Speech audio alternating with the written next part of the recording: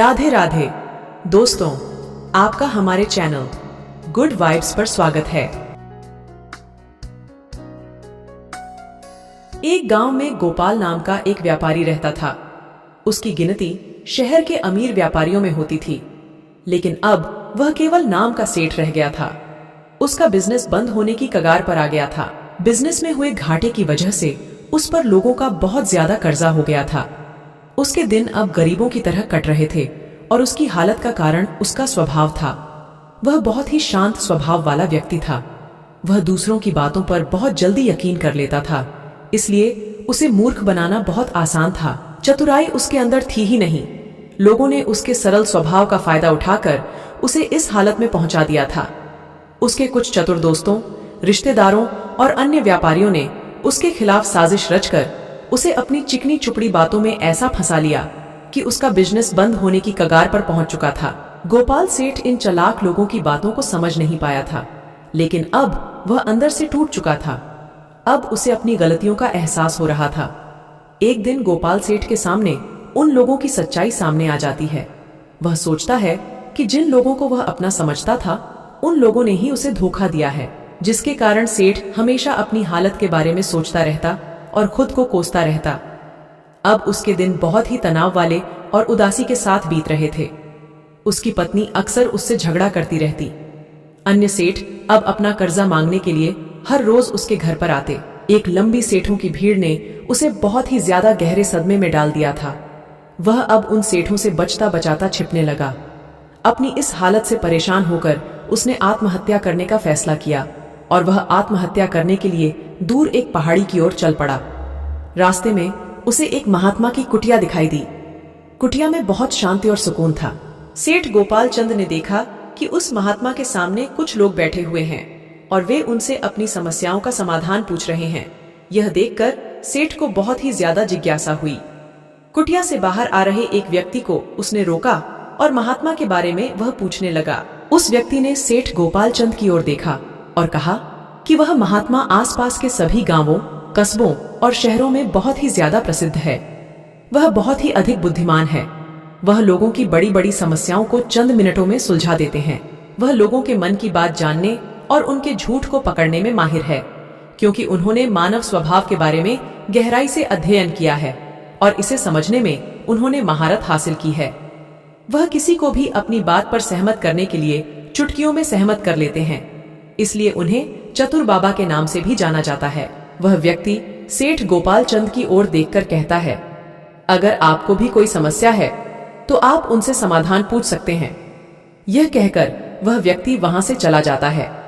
इसके बाद वह सेठ चुपचाप लोगों की भीड़ में बैठ गया और अपनी बारी आने का इंतजार करने लगा। भीड़ को खत्म होने में शाम हो गई। अब सेठ की बारी थी। उसने महात्मा को प्रणाम किया और दुखी मन से अपनी सारी घटना के बारे में बता दिया। वह महात्मा सेठ की बातों को बहुत ध्यानपूर्वक सुन रहे थे और फिर शांत स्वर में उत्तर दिया, इंसान को इतना शरीफ नहीं होना चाहिए कि वह हर किसी की बातों पर विश्वास कर ले और जो लोग कहे वही करना शुरू कर दे। हर व्यक्ति के अंदर इतनी समझ और चतुराई का होना बहुत जरूरी है, इसीलिए नहीं कि वह दूसरों का फायदा उठा सके या उन्हें बेवकूफ बना सके, ताकि वह खुद को दूसरे चतुर लोगों की चालों से बचा सके, खुद को नुकसान से बचा सके और दूसरे जरूरतमंद लोगों की मदद कर सके।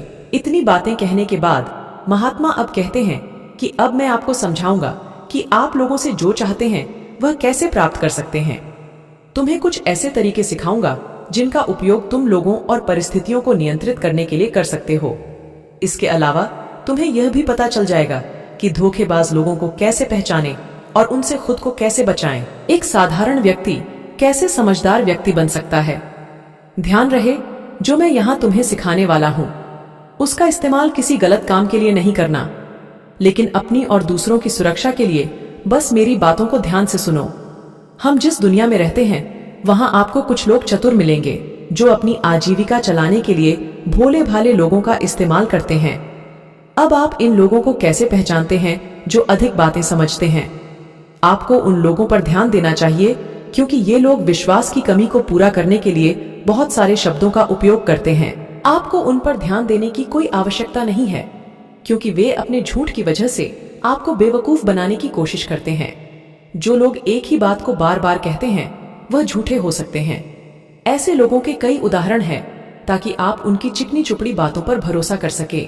जिस व्यक्ति से आप बात कर रहे हैं उसे जानने का असली तरीका यह है कि आपको वह जो कुछ भी कहते हैं उसे एक बार दोबारा अवश्य सुने। जिस तरह से वे अपनी कहानी सुनाते हैं उससे आपको पता चल जाएगा कि वह सही है या नहीं। दूसरी बात, यदि आप किसी ऐसे व्यक्ति को जानते हैं जो दूसरों से झूठ बोलता है तो आप उस पर कभी भी भरोसा ना करें, क्योंकि जो व्यक्ति दूसरों से झूठ बोलता है वह निश्चित रूप से आपसे भी झूठ ही बोलेगा। साथ ही आपको ऐसे लोगों से सावधान रहना चाहिए जो दावा करते हैं कि उनके पास पहले बहुत पैसा था जो अब डूब गया है, जिससे पता चलता है कि जिससे आप बात कर रहे हैं वह झूठ बोल रहा है। हाँ, ऐसा हो सकता है कि एक बार उसके पास पैसा था लेकिन अब वह दिवालिया हो चुका है। बुद्धिमानी इसी में है कि ऐसे व्यक्ति को कभी भी पैसों से समझौता नहीं करना चाहिए। जो व्यक्ति खुद के पैसे को संभालने में कमजोर हो सकता है उस व्यक्ति से सलाह लेना बुद्धिमानी नहीं है। आपको ऐसे अयोग्य लोगों से भी सावधान रहने की आवश्यकता है, क्योंकि अगर कोई व्यक्ति महत्वपूर्ण चीजों की देखभाल करने में सक्षम नहीं है तो ऐसे लोग अपने बिजनेस या काम को संभाल नहीं सकते हैं। एक समझदार व्यक्ति अपनी जरूरी समस्याओं पर अधिक ध्यान देता है, बेकार की चीजों पर नहीं। एक और वह व्यक्ति जो हमेशा अपनी बात दोहराता है और बार बार कसम खाता है वह व्यक्ति झूठा होता है, इसलिए ऐसे व्यक्तियों पर भी कभी भरोसा नहीं करना चाहिए। दूसरी ओर, अगर आप चाहते हैं कि कोई व्यक्ति आपके साथ अच्छा व्यवहार करे तो आपको हमेशा अपनी इच्छा के अनुरूप परिणाम मिलेंगे, जो कि गलत है। आपको हमेशा एक बात याद रखनी चाहिए कि लोग वही चाहते हैं जो उन्हें कभी नहीं मिल सकता। इसलिए अगर आप ऐसा चाहते हैं कि किसी काम को पूरा करने के लिए आप उसे बार बार करें और आप उसे हासिल कर सकते हैं जो खुद प्राप्त नहीं किया जा सकता, इसके लिए तुम्हें 2 नियमों पर ध्यान देना होगा। पहला नियम, जिस व्यक्ति को आप अपने वश में करना चाहते हैं उसे वह दे जो वह चाहता है या फिर जिसे वह हासिल करना चाहता है। दूसरा नियम, उस व्यक्ति को तब तक देखें अब जब तक वह आपके नियंत्रण में आ जाता है। तो देखिए कितना दुख होता है जब आप उसे वह देना बंद कर देते हैं जो वह चाहता है, जब भी आपको लगता है कि वह आपको हल्के में ले रहा है। इसलिए जो आपने उसे दिया था उसे वापस ले लें। यह बात उस व्यक्ति को एक कमी और खालीपन का एहसास कराएगी, जिससे वह आपकी बात दोबारा सुनने को तैयार हो जाएगा। तीसरा नियम, जब कोई व्यक्ति ऐसा व्यवहार करता है जैसे कि वह सब कुछ जानता है तो निश्चित रूप से आप एक ऐसे व्यक्ति से बात कर रहे हैं जिसमें बुद्धि की कमी है। सच तो यह है कि जो व्यक्ति यह मानता है कि वह कुछ नहीं जानता वह अंततः सबसे बुद्धिमान होता है और जीतता है। यदि आप अपने आसपास के लोगों और स्थितियों पर नियंत्रण रखना जानते हैं तो सबसे अच्छा तरीका विनम्र और नम्र होना है। इससे पता चलता है कि आप बाहर के लोगों से झगड़ा नहीं करना चाहते हैं। अपनी शारीरिक भाषा को विनम्र रखें। एक बार जब लोगों को पता चल जाए कि आप बहुत कुछ जानते हैं, आपकी सफलता और विफलता का उपयोग आपके विरुद्ध किया जाएगा। आपकी असफलता पर आपका अपमान होगा और आपकी सफलता पर लोग आपसे नफरत करने लगेंगे। और जब आप लोगों के सामने यह दिखाते हैं कि आप सब कुछ जानते हैं तो लोगों को समझाने की तरकीब अधूरी रह जाती है। लोग आप पर उनका उपयोग करने का आरोप लगा सकते हैं और वे आपको अपनी योजना के साथ आगे बढ़ने का मौका दिए बिना ही मना कर देंगे। लोग हमारे निर्दोष, अज्ञानी और विनम्र होने के कारण हम पर संदेह नहीं करते हैं कि हम उनसे काम ले रहे हैं। जो व्यक्ति अपनी भावनाओं और जज्बातों को छुपाने में माहिर होता है वह दूसरे लोगों को आसानी से अपने वश में कर सकता है।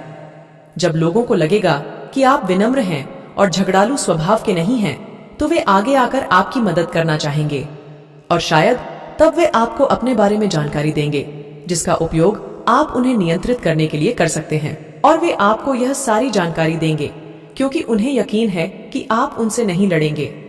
जो व्यक्ति यह मानता है कि उसके अंदर सुधार की गुंजाइश है तो उसके सफल होने की संभावना कई गुना बढ़ जाती है। व्यक्ति के अंदर विनम्रता इसलिए भी आती है क्योंकि वह सोचता है कि उसे बहुत कुछ सीखना है, लेकिन जो व्यक्ति यह सोचता है कि वह बहुत कुछ जानता है वह आसानी से मूर्ख बन जाता है। साथ ही एक गृहस्थ होने के नाते आपको इस बात पर भी ध्यान देना चाहिए कि आपका पैसा कहाँ जा रहा है और उस मेहनत की कमाई को तब तक खर्च न करें जब तक आपको उस पैसे के बदले में वह न मिल जाए जो आप चाहते हैं। इसका मतलब यह है कि अगर आप सामान लिए बिना पैसे देते हैं तो धोखा मिलने की संभावना बढ़ जाती है। ऐसा भी हो सकता है कि अगर किसी ने आपका पैसा पहले ही ले लिया है तो वह अपना वादा नहीं निभाएगा। इसलिए सुरक्षित रहने के लिए उस व्यक्ति को पैसे देने से पहले सावधानी बरतें। जो चीज आप उससे पाना चाहते हैं उसे प्राप्त करें। चौथा नियम, लोगों को समझाने का सबसे अच्छा तरीका यह जानना है कि आप किसका मन बदल सकते हैं और किसका नहीं। यह 100% सत्य है कि आप किसी के मन को अपने अनुसार तब तक नहीं चला सकते जब तक वह आपको पसंद न करता हो। इसलिए जो लोग आपको पसंद करते हैं और आपका सम्मान भी करते हैं, उन्हें अपने तरीके से चलाने की कोशिश करें। लेकिन सही चीजों के लिए इस बात का ध्यान रखें। यदि आप किसी ऐसे व्यक्ति के मन में हेर फेर करने का प्रयास करते हैं जो आपको पसंद नहीं करता है, तो ऐसे में आपका सारा समय और धैर्य बर्बाद हो जाएगा। इसके अलावा जब भी आप ऐसे व्यक्ति को बदलने की कोशिश करेंगे तो वह आपसे बहस करेगा। चाहे आप कुछ भी करें, आप कभी भी ऐसे व्यक्ति के मन को नहीं बदल पाएंगे। आपको अपनी बहस शुरू होने से पहले ही प्रयास करना बंद कर देना चाहिए और याद रखना चाहिए कि केवल आप ही उन लोगों को बदल सकते हैं जो आपको पसंद करते हैं और आपका सम्मान करते हैं। इसलिए यदि आप किसी को बदलना चाहते हैं, सबसे पहले इसके साथ अच्छे संबंध स्थापित करें और इससे दोस्ती करें। इतना कहकर महात्मा कुछ देर रुके और फिर आगे कहने लगे, अब मैं तुम्हें कुछ ऐसी तरकीबें बताऊंगा जिनका प्रयोग करके चतुर और धोखेबाज लोग दूसरों को मूर्ख बनाते हैं और उनका गलत इस्तेमाल करते हैं। पहला तरीका, जब किसी चतुर व्यक्ति को अपना काम निकालना होता है तो वह अपने इरादे पूरी तरह छिपा कर रखता है, अर्थात वह झूठ बोलता है, सबसे महत्वपूर्ण बात छिपाता है और केवल उतना ही कहता है जितना वह चाहता है।